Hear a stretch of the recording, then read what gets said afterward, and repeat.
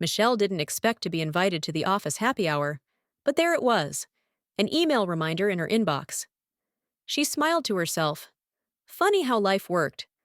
Once upon a time, she had been the one avoiding group gatherings, dreading the idea of being stuck in a room with people who didn't like her.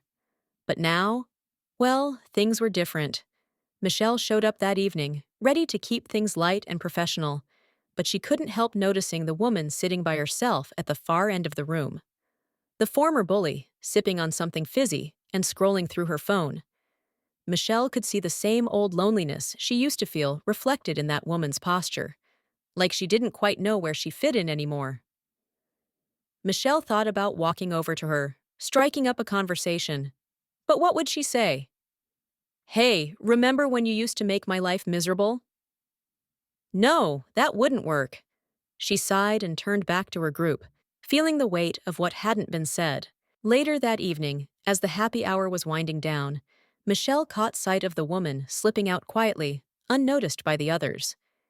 It reminded her of herself, how she used to make her own quick exits from social events, hoping no one would realize she'd been there. Michelle felt a pang of something, empathy maybe.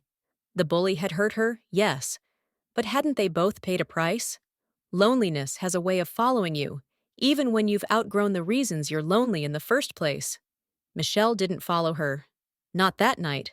But she thought about it the whole drive home.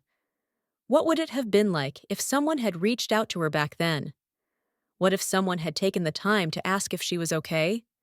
The past can't be changed, but the present? Well, that was still within reach.